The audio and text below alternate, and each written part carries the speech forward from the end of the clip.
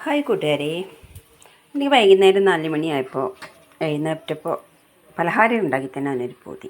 അപ്പോൾ ഞാൻ എന്ത് ചെയ്തു എന്നറിയോ, കുറച്ച് ഗോതമ്പ് എടുത്തു. അതിലേക്ക് ബെല്ലം, ഏലക്കായ, തേങ്ങ ചിരവിയത് എല്ലാം ഇട്ട് നന്നായിട്ട്, ബെല്ലം ഞാൻ പൊടിക്കുകയാണ് കേട്ടോ ചെയ്തത്. പിന്നെ അതെല്ലാം കൂടി നന്നായിട്ട് കുഴച്ച് നമുക്കിങ്ങനെ പരത്തിയെടുക്കാൻ പറ്റുന്ന പരുവത്തിലേക്ക് കുഴച്ചെടുത്തു. അതിനുശേഷം ചട്ടി അടുപ്പത്ത് വെച്ചു.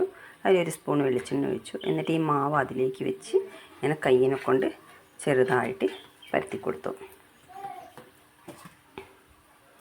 എന്നിട്ട് അതിന് ശേഷം അത് കുറച്ചൊരു പകുതി വേവാകുമ്പോൾ നമുക്കിങ്ങനെ ചട്ടീൻ്റെ മുകളിൽ നിന്ന് എടുത്തിട്ട് ഇങ്ങനെ എന്താ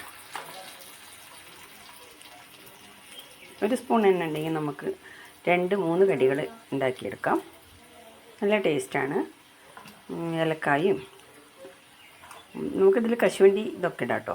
കശുമാങ്ങ വെളിച്ചെണ്ണയിൽ വേണം ഉണ്ടാക്കാൻ. ഞാനിപ്പോൾ അങ്ങനെ 4-5 എണ്ണം ചുട്ടെടുത്തു. എങ്ങനെ കഴിച്ചു നോക്കാം.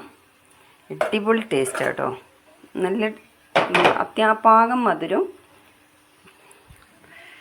നന്നായി വേവണം കേട്ടോ. ഉള്ളും അകവും പുറവും നന്നായി വേവണം, അല്ലെങ്കിൽ ടേസ്റ്റ് ഉണ്ടാവില്ല കേട്ടോ.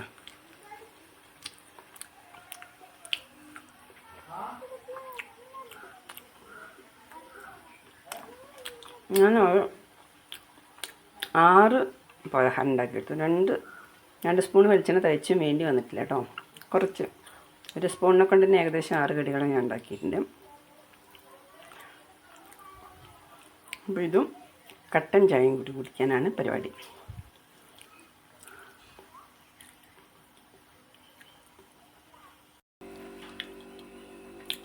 അടിപൊളി ടേസ്റ്റ് കേട്ടോ. ഇത് വളരെ 4 മണിത്തെ പലഹാരത്തിനാണ് ഇത് നല്ലത്. കട്ടൻ ചായയും ഈ കടിയാണ് ഏറ്റവും ഉഗ്രൻ. അല്ലെങ്കിൽ കാപ്പി വേണം. പാല് ഇതിനോട് അത്ര വലിയ യോജിപ്പില്ല. നല്ല ടേസ്റ്റ് ഉണ്ടാവും. ഏലക്കായൻ്റെ സ്മെല്ലും.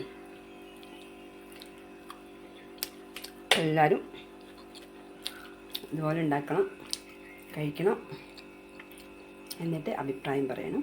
വലിയ ചിലവൊന്നുമില്ല. നമുക്ക് ഇഷ്ടംപോലെ ഗോതമ്പ് കിട്ടാണ്ടല്ലോ. ഗോതമ്പ്, പിന്നെ ബെല്ലം, അത് ഉരുക്കി വേണമെങ്കിലും ഒഴിക്കാം കേട്ടോ. ബെല്ലം, ഏലക്കായ, അണ്ടിപ്പരിപ്പ്, മുന്തിരി ഉണ്ടെങ്കിൽ അതും. പിന്നെ തേങ്ങ ചിരവി ഇടണം. നമ്മൾ പാകത്തിന് മിക്സാക്കാം. ചട്ടി വയ്ക്കാം. അതിലേക്ക് കുറച്ച് വെളിച്ചെണ്ണ. ആ ഒരു വെളിച്ചെണ്ണയിൽ തന്നെ നമുക്ക് 2-3 കടികൾ ഉണ്ടാക്കിയെടുക്കാം. അപ്പം നിങ്ങളും ട്രൈ ചെയ്യില്ലമല്ലോ. Okay, bye by.